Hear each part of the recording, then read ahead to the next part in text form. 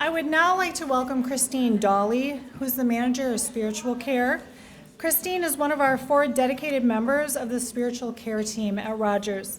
These individuals take on the vital task of meeting patients where they are in that moment, and guiding them on their personal faith journey as they seek recovery and find meaning and purpose in their lives. However, when I was touring Rogers a couple weeks ago, I was able to meet with Christine and her fellow associate Michael, and I love what Michael said to me when I met him. He said, "I love what I do at Rogers." He said, "I get to walk alongside people when they're at their most courageous moment."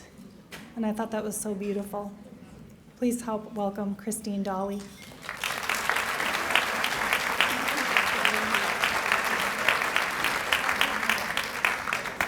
Thank you, Laura.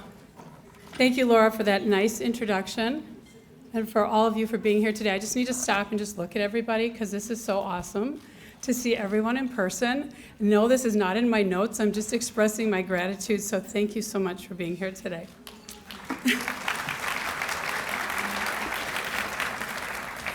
I'm so thankful for this time to tell you about spiritual care at Rogers and to share with you the beautiful stories of lives changed as patients seek us out to incorporate faith into their mental health journeys.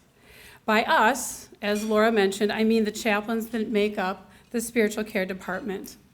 In addition to myself, the program consists of 3 very dedicated individuals. Chaplain Ken Lenz supports our West Dallas and Brown Deer locations, and Chaplain Michael Whitty and our outgoing student intern Patricia Sweeney and I support our Oconomowoc location. 2021 marked the 25th year of spiritual care at Rogers. During this time, it has grown from a small pilot program reaching 14 people at a single location to an established department that makes 6,800 plus spiritually focused contacts at our Oconomowoc, West Dallas, and Brown Deer locations every year. A spiritually focused contact can be made in several different ways. First, patients may attend spiritual care groups in their program. These sessions focus on topics such as love, forgiveness, dealing with guilt and shame, increasing happiness, and cultivating peace, to name a few themes. We currently lead 13 groups each week with 2 to 18 patients attending each group. Secondly, another spiritual contact is made when patients request to meet individually with Rogers chaplain. To show the importance of this service, in 2009, Rogers chaplains completed 600 consults. 10 years later, the number jumped to 1,800, 3 times the original amount. Today, we average 24 to 40 requests for individual spiritual consults every week. Third, for patients who have specific religious and faith-based needs, we take the time to schedule virtual or in-person visits with a clergy member of their choice. And fourth, for patients who can go off-site, we provide information about local houses of worship, including churches, synagogue, temples, and others. Fifth, on our Rogers, Oconomowoc, West Dallas, and Brown Deer campuses, we host worship services on Ash Wednesday, Good Friday, Easter Sunday, and Christmas Eve Day. This past Holy Week, 159 patients attended these services, again, in our Oconomowoc, West Dallas, and Brown Deer locations. And finally, we have resource libraries that are available in our chapels for patients and families to borrow inspirational materials to keep at no cost. So if we add all these elements of spiritual care together and consider every patient served, we have engaged in 74,000 patient contacts since 1995. Now, maybe you're like me, and that is a large number, and you need a visual. So to wrap our minds around that, the number of fans at a Green Bay Packer game at a 90% full Lambeau Field is about 74,000. And that is the number of patient contacts we have had in the past 25 years.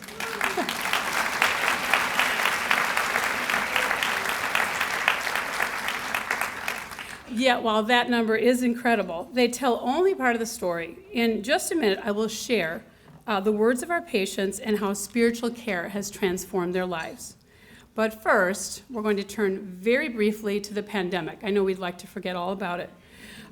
We could all discuss stories of how the pandemic affected our work, our health, and the well-being of loved ones, and our thought processes. I remember feeling pretty confused and bewildered in March of 2020, wondering how we could support our patients spiritually. After an inspirational meeting, and I mean that, it was inspirational, with my team and Roger's leadership, our mission was clear.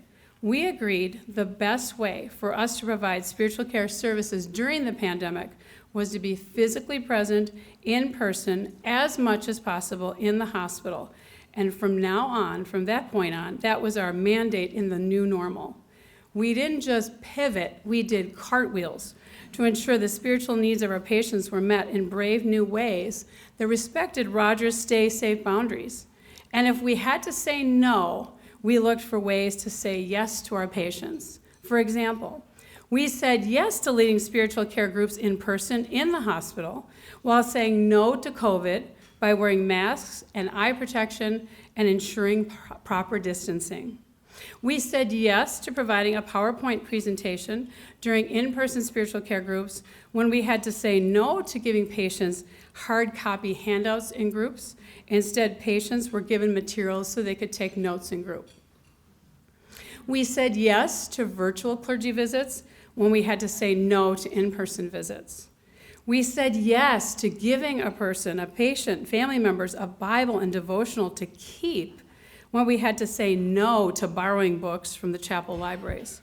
And we said yes to providing the space, time, and technology to help patients connect virtually with the worship service of their choice when we had to say no to allowing patients to go off-site to their church, temple, or synagogue.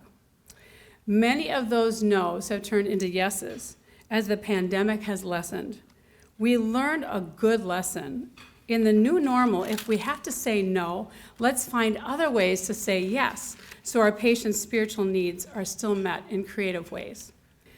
And finally, because insurance does not cover the cost of spiritual care for our patients, we are entirely dependent on the compassion and generosity of our donors.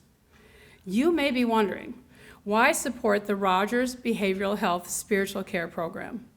I have two powerful words for you: everlasting impact. As you have heard from our patients, spiritual care has been an integral part of their recovery, and for some, recovery would not happen at all without the influence and support of spiritual care.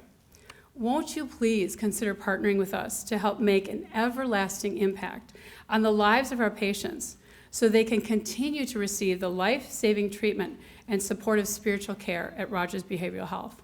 Thank you so much for your kind attention.